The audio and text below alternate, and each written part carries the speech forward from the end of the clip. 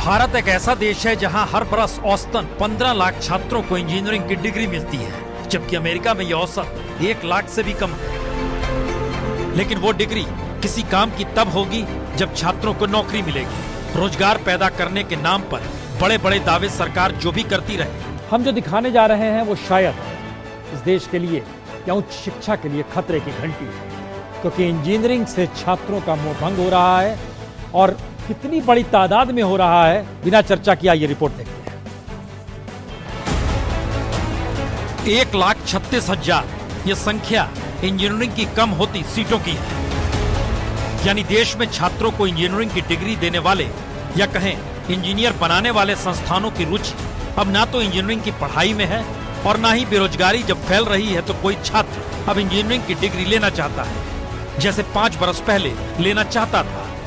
और इस सिलसिले को समझे तो बीते 5 बरस में इंजीनियरिंग कॉलेजों के बंद होने की तस्वीर आपकी स्क्रीन पर है। तो 2013-14 से लेकर 2017-18 देखिए किस तरीके से इंजीनियरिंग कॉलेज बंद हुए हैं।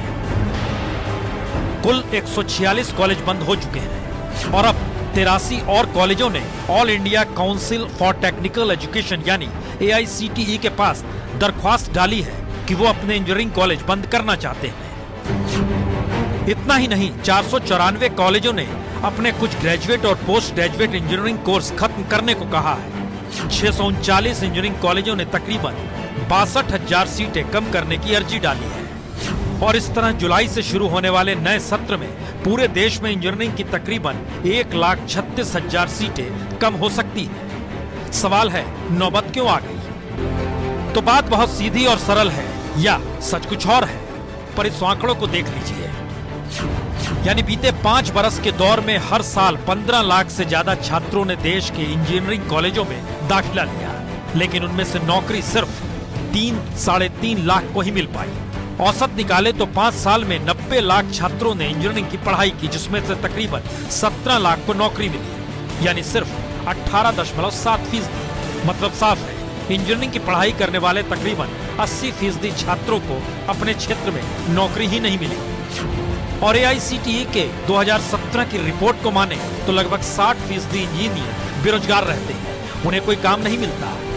और ऐसे में देश के शिक्षा मंत्री इसके लिए इंजीनियरिंग कॉलेजों के करिकुलम को जिम्मेदार बता रहे हैं। तो अगर पढ़ाई में खोट है तो फिर साल दर साल लाखों छात्रों का भविष्य खराब क्यों किया जा रहा है? और इस वजह से बेरोजगारी की कगार पर पहुंच चुके पढ़े लिखे इंजीनियरों की हालत का जिम्मेदार है कौन? क्या कोई बताएगा? यकीनन कोई नहीं बताएगा। 18% को सिर्फ अगर नौकरी मिलती है और इस हालात में इंजीनियरिंग के छात्र हैं, उच्च शिक्षा का ख्वाब जो देखा जा रहा है, प्रोफेशनलिज्म की जो स्थिति देखी जा रही है, हम उसका एक दूसरा चेहरा आपको दिखाते हैं। और दूसरे चेहरे का मतलब ये है कि क्या हालत हो चली है कॉलेजों की और क्या स्थिति और क्या त्रासदी है छात्रों की। जरा इस रिपोर्ट को देखिए।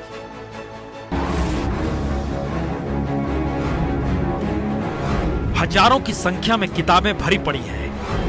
केमिस्ट्री लैब है, फिजिक्स लैब है, कंप्यूटर है, इक्विपमेंट है, लेकिन यह सब कुछ धूल खा रहे हैं, क्योंकि रोहतक के इस इंजीनियरिंग कॉलेज में अब ना टीचर है ना छात्र।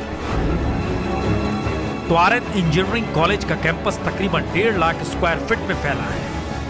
2 साल पहले तक इस कैंपस में छात्र आते थे, इंजीनियरिंग की पढ़ाई करते थे, डिग्री लेते थे, लेकिन जब वो डिग्री ही किसी काम की नहीं रही तो छात्र क्या करें, कहां जाएं और क्यों आए? बच्चों की रुचि खत्म हो गई इंजीनियरिंग के प्रति। BSc BEd जो बच्चे करते हैं आजकल, टीचर की जॉब मिल जाती है और मिल जाती है। इंजीनियरिंग किए हुए बच्चे 5-5 हज़ार में 10-10 हज़ार में जॉब के लिए भी कर सकते हैं। हालत यह है कि रोहतक और हिसार में कई इंजीनियरिंग कॉलेजों के नाम केवल उनके बोर्ड तक सिमट कर रह गए हैं, तो कई सिर्फ नाम के लिए ही है, हकीकत में कुछ अता पता ही नहीं। और ये हालत क्यों है? आखिर इसकी वजह क्या है कि पहले जिस इंजीनियरिंग की पढ़ाई के लिए छात्रों में जबरदस्त क्रेज हुआ करता था, हर माँ बाप का सपना होता था उनका बच्चा किसी इंजीनियरिंग कॉलेज में दाखिला पा जाए, उसी इंजीनियरिंग की पढ़ाई करने वाले अब नौकरी के लिए मारे मारे फिर रहे हैं। पिछले कुछ बरस में बीटेक करने वाले तमाम छात्र इस कड़वी सच्चाई को समझने लगे हैं, इसीलिए वो अभी से विकल्प की तैयारी में लग गए हैं। I have already decided that after BTech I have to prepare for IAS. Centre में जॉब करे उसको भी इतने पैसे मिल रहे हैं, और वो इंजीनियरिंग करके जा रहा है उसको भी इतने मिल रहे, तो बात के बराबर है। 12th वाले को भी इतने मिल रहे और बीटेक वाले को भी इतने मिल रहे, तो क्यों करना चाहेगा वो? जैसे नंबर ऑफ स्टूडेंट बढ़ गए हैं तो उसका क्रेज कम हो गया है बीटेक का, तो मैं यूपीएससी की तरफ ही मूव करने लगा। नॉर्मली इंजीनियरिंग बढ़ चुके हैं बहुत ज़्यादा, जॉब ओरिएंटेशन इतना रहा नहीं। तो इंजीनियरिंग की पढ़ाई करने वाले ज्यादातर छात्रों का कहना है पिछले कुछ बरस में देश में इंजीनियरिंग कॉलेजों की ऐसी बाढ़ आ गई कि बीटेक करने वाले छात्रों की संख्या तेजी से बढ़ती चली गई और हर हाथ में डिग्री थी, क्योंकि डिग्री मुनाफे का जरिया था। मुनाफा यानी शिक्षा भी धंधे में तब्दील हो गई और इन सब के बीच देश में कुछ ऐसा संकट कि नौकरियां हैं ही नहीं। नतीजतन महंगी पढ़ाई के बावजूद नौकरी मिलती नहीं, अच्छा वेतन तो दूर की बात है। और नौकरियां कम होने की वजह से अब कौन इंजीनियर बने और इंजीनियरिंग की डिग्री के लिए लाखों रुपया दे, तो सब चीज खत्म हो चला है। तो क्या देश में उच्च शिक्षा या प्रोफेशनलिज्म के नाम पर कुछ भी नहीं बच रहा? दरअसल इन कॉलेजों को देखकर तो यही लगता है।